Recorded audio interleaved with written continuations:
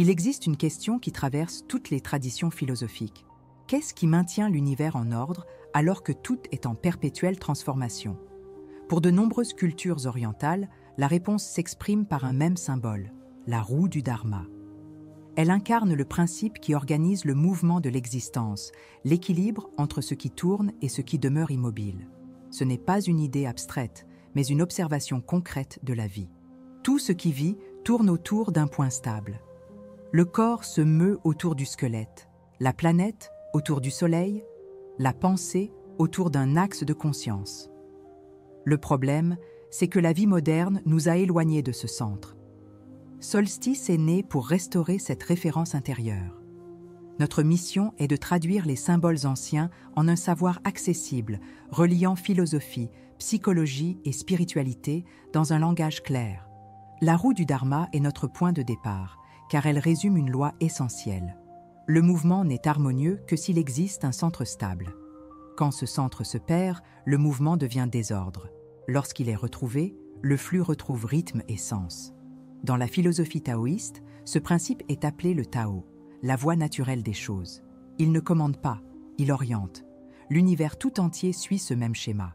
Expansion et repli, action et repos, changement et permanence. La roue du Dharma traduit visuellement cet ordre dynamique. Son centre symbolise le principe qui unifie, les rayons, les forces qui relient, et la bordure, le champ des expériences en transformation. Comprendre cette structure, c'est comprendre l'architecture de la vie.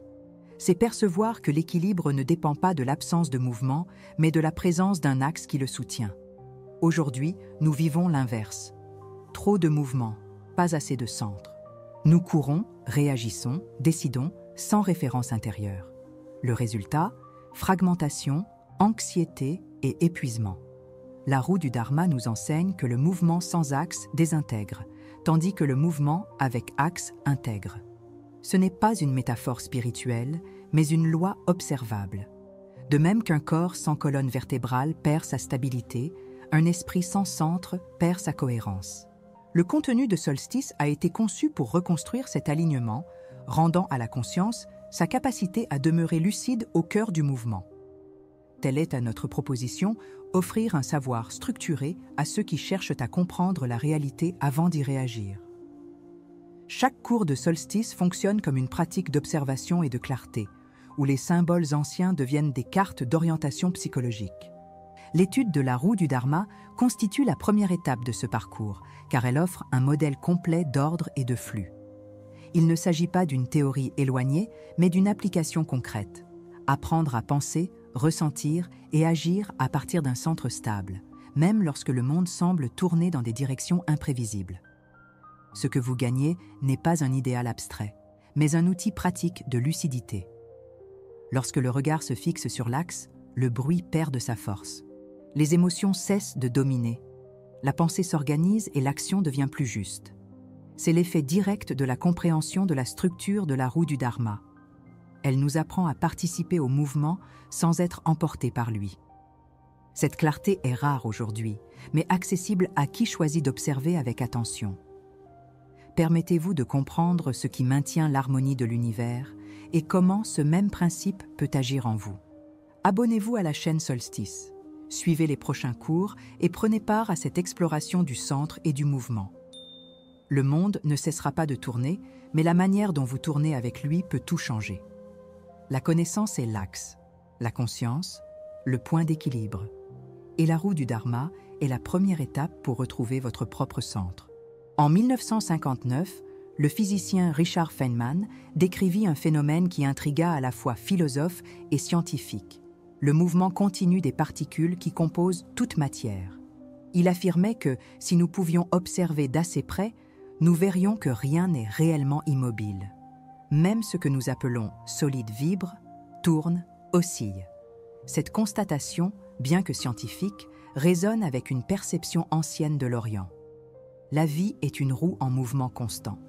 La roue du Dharma naît de cette observation, celle que toute forme est un processus et que l'équilibre ne réside pas dans l'arrêt du mouvement, mais dans la compréhension de son rythme.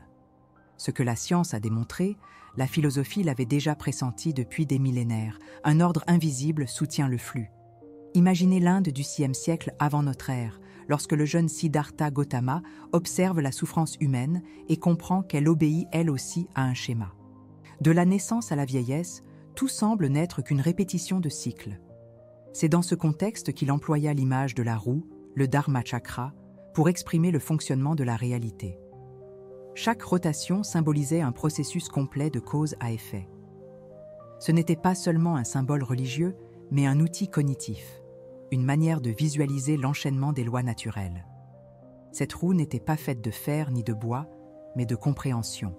Lorsqu'elle tourne dans l'esprit, le monde cesse d'être chaos et devient structure. Des siècles plus tard, ce même principe franchit les frontières culturelles. Dans le taoïsme, Laozi décrivit le vide central comme le point qui donne son utilité à la roue. 30 rayons convergent vers le moyeu, mais c'est le vide en son centre qui permet à la roue de tourner. Cette idée simple porte une tension essentielle. Ce qui soutient véritablement le mouvement est ce qui demeure invisible. Cette tension entre le visible et l'invisible, entre la forme et le vide, constitue le cœur de l'étude de la roue du Dharma. Elle n'est pas un objet de culte, mais une carte de la réalité en action. Et comprendre cette carte, c'est comprendre le mécanisme même de l'existence. Si tout bouge, qu'est-ce qui demeure? Cette question marque le point d'inflexion du récit. Le bord de la roue tourne, mais le centre reste immobile. En pratique, cela représente le paradoxe de l'expérience humaine. Nous faisons partie du flux, tout en portant en nous quelque chose qui observe ce flux sans être emporté par lui. La conscience est l'axe, le point qui maintient la cohérence, tandis que tout change. Cette dualité entre mouvement et stabilité est ce qui rend la roue du Dharma si puissante. Elle décrit l'univers, mais elle décrit aussi l'esprit. Pensez au moment de crise, lorsque tout semble hors de contrôle. La réaction instinctive est de tenter d'arrêter le mouvement, de retenir la roue. Mais la sagesse de la roue du Dharma enseigne l'inverse. L'équilibre naît non de la résistance, mais de l'accord avec le flux. En psychologie, cela se traduit par la notion d'autorégulation, l'état dans lequel la conscience observe sans se perdre dans l'émotion. Le centre ne réprime pas, il organise. Telle est la fonction de l'axe. Permettre au mouvement d'exister sans que la structure ne se brise. La plupart des gens tentent de gérer leur déséquilibre intérieur en contrôlant le monde extérieur. Ils essaient d'ajuster le temps, l'environnement, les circonstances, mais c'est comme vouloir redresser une roue en tirant sur la bordure alors que l'axe reste désaligné. La philosophie de la roue du Dharma nous montre que le véritable changement commence au centre, non à la périphérie. La neuroscience contemporaine confirme ce principe. Le cerveau humain réorganise ses schémas de comportement lorsque l'attention est stable et non sous l'effet d'un effort excessif de contrôle. C'est pourquoi les pratiques de pleine présence ont des résultats plus durables que n'importe quelle méthode de productivité ou d'autocontrôle. L'axe de l'esprit, c'est l'attention. Sans elle, le mouvement devient bruit.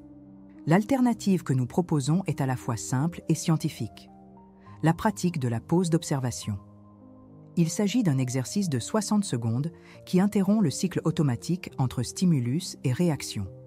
Lorsqu'une pause consciente est effectuée, l'activité de l'amygdale, responsable des réponses émotionnelles intenses, diminue, tandis que le cortex préfrontal, la zone liée à la décision et au raisonnement, reprend le contrôle.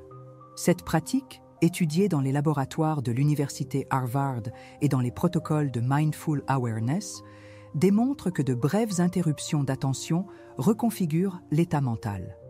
L'esprit apprend à tourner autour d'un centre stable et non autour des forces extérieures. C'est l'équivalent psychologique de l'axe de la roue du Dharma. Quand une personne ne développe pas cette pause intérieure, elle cherche des compensations externes, excès de contrôle, fuite, comparaison ou accélération. Ce sont des tentatives de restaurer l'équilibre depuis la périphérie, là où le mouvement est le plus instable. La psychologie appelle cela des stratégies d'évitement cognitif. Elles procurent un soulagement momentané, mais désorganisent le système à long terme, car elles renforcent la dépendance aux mouvements externes pour générer une illusion de stabilité. C'est le paradoxe moderne. Plus nous essayons d'arrêter la rotation du monde, plus elle nous entraîne. L'antidote consiste à changer le point d'observation, non la rotation. La pratique de la pause d'observation est la première étape de ce processus. Pendant 60 secondes, l'observateur se contente de reconnaître ce qui est présent, pensée, son, impulsion, sensation, sans chercher à modifier quoi que ce soit. Cet acte d'observation active la cohérence neuronale et réduit la réactivité physiologique. Le corps revient à un état de régulation naturelle, celui que les traditions appelaient « habiter le centre ». C'est un exercice modeste, mais structurel. La science prouve que le répéter plusieurs fois par jour entraîne des changements mesurables dans la connectivité cérébrale et améliore la stabilité émotionnelle. C'est un retour pratique au principe de la roue. L'axe gouverne le mouvement. D'autres approches, bien que populaires, aggravent souvent le problème. Chercher une motivation constante, remplacer la réflexion par la distraction ou tenter de compenser l'anxiété par l'hyperactivité sont des réactions qui nourrissent le même cycle d'instabilité. La personne croit agir, mais elle ne fait que renforcer la rotation chaotique de la périphérie. Le résultat, épuisement, irritabilité, perte de clarté. La voie proposée ici ne cherche pas à éliminer le mouvement, mais à le réorganiser. La pause d'observation est la version contemporaine du non-agir taoïste, ce point où l'action naît de la lucidité et non de la tension. Cette méthode traduit en langage moderne le principe qui soutient à la fois la philosophie orientale et les découvertes récentes de la neuroscience. Lorsqu'on applique cette pratique régulièrement, le cerveau commence à fonctionner de manière plus harmonieuse. L'attention devient plus sélective, le corps répond avec moins d'usure et les décisions reflètent la cohérence plutôt que la réactivité. Voilà ce que signifie vivre depuis le centre. Le changement ne vient pas de l'extérieur, mais de la réorganisation intérieure de l'attention. Si vous souhaitez intégrer cette pratique à votre quotidien, commencez dès maintenant. Choisissez un moment de la journée, fermez les yeux et observez pendant 60 secondes, sans chercher à améliorer quoi que ce soit. Remarquez simplement le mouvement et le point qu'il observe. Ensuite, revenez à la vidéo et écrivez en commentaire « Je choisis l'axe ». Cette phrase est l'engagement symbolique de celui qui décide d'agir avec conscience et non par impulsion. Et chaque fois que vous répéterez cette pause, souvenez-vous, le monde continuera de tourner, mais votre présence peut devenir le centre qui maintient tout en équilibre. La pratique de la pause d'observation repose sur une prémisse simple mais radicale. La conscience n'a pas besoin de réagir pour comprendre. La plupart du temps, notre attention est capturée par le flux des stimulations extérieures, créant ainsi une illusion d'urgence permanente. Lorsque l'individu interrompt ce cycle, ne serait-ce que pendant 60 secondes, l'esprit cesse de fonctionner en mode automatique pour passer en mode intégrateur. C'est à ce moment que le cerveau réorganise les schémas de perception, permettant à l'expérience d'être observée sans l'ingérence immédiate du jugement. Ce changement physiologique et cognitif correspond, dans la tradition bouddhiste, à l'émergence de la vigilance pure, l'état de lucidité dans lequel l'observateur et l'observé cessent de s'opposer pour coexister en harmonie. La pause d'observation réduit l'activation du système limbique, responsable des réactions émotionnelles rapides, et renforce le cortex préfrontal, la région qui soutient la capacité de décision et d'analyse. Cette redistribution de l'énergie neuronale représente symboliquement le passage de la bordure de la roue à son axe. La conscience quitte le territoire de la réaction pour revenir à son point de référence stable. Le résultat est un état de cohérence intérieure où émotion et raison cessent de s'affronter pour collaborer. Cette intégration correspond à ce que la psychologie transpersonnelle appelle l'autorégulation de la conscience.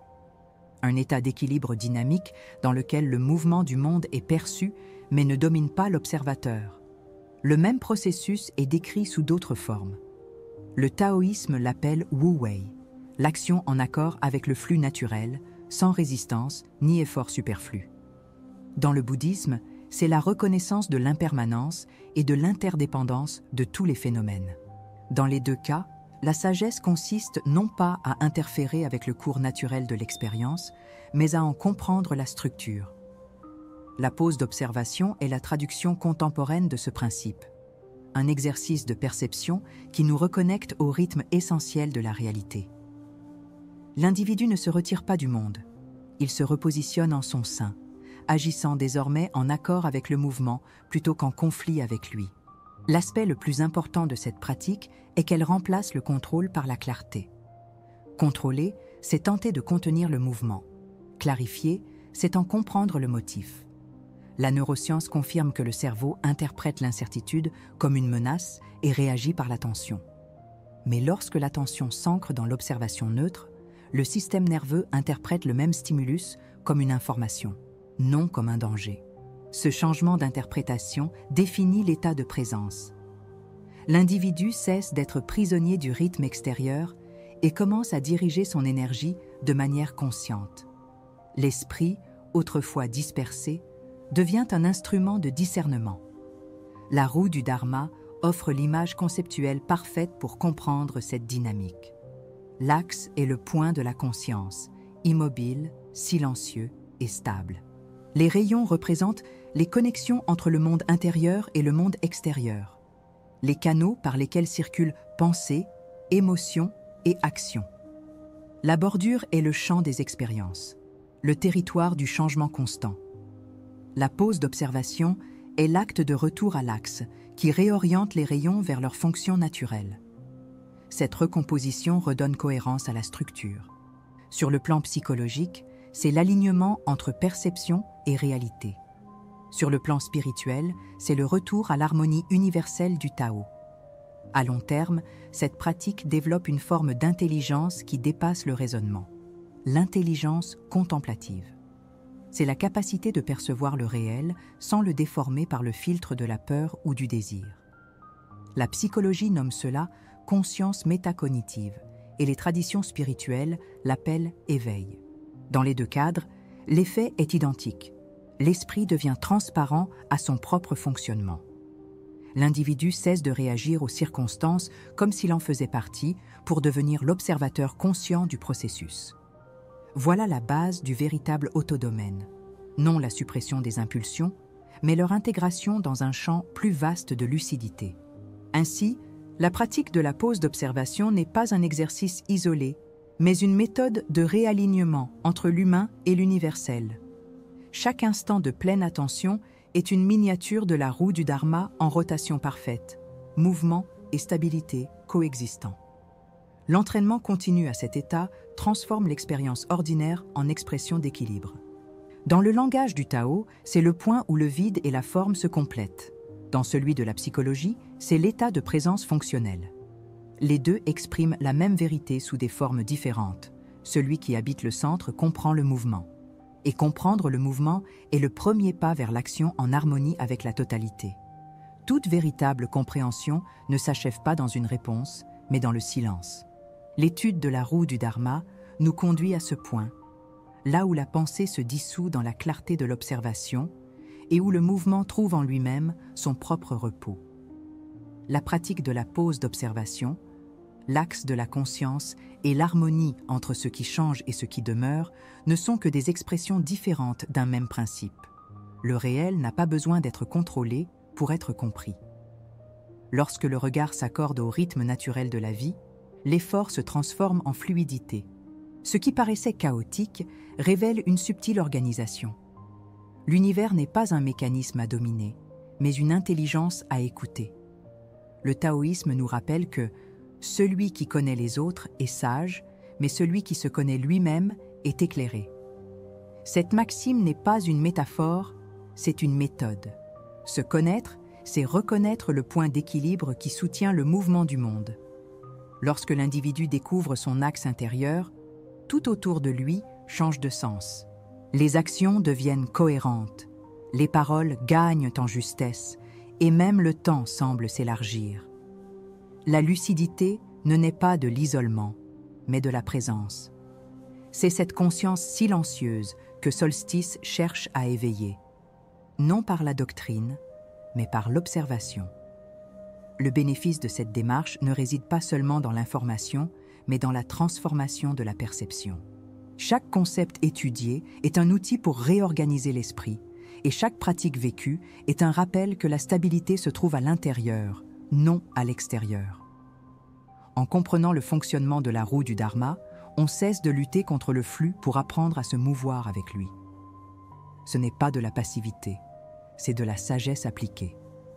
C'est comprendre que la vie est un cycle de retour au centre et que chaque rotation est en réalité un nouveau rapprochement. L'étude devient expérience lorsque le savoir se transforme en sérénité.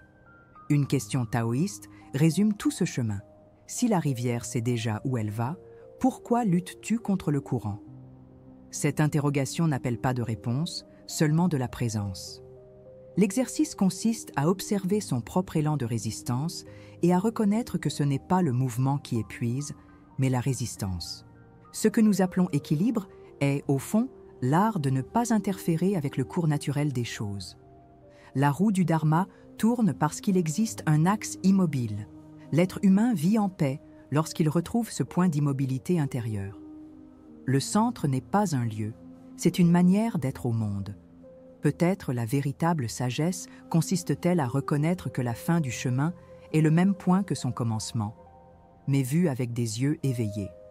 Cette perception ne clôt pas l'étude, elle l'élargit. Chaque rotation de la roue est une nouvelle occasion d'observer le même mouvement avec davantage de conscience. Il n'y a pas de conclusion, seulement une continuité. Le Tao ne s'achève pas, il se transforme. Et l'apprentissage le plus profond consiste à comprendre que le silence qui demeure après la compréhension n'est pas vide, mais plénitude. Comprendre le mouvement, c'est se comprendre soi-même. La pratique de la pause, l'étude du symbole et l'observation constante sont autant de formes d'un même geste, le retour à la lucidité. La roue tourne, mais l'axe demeure.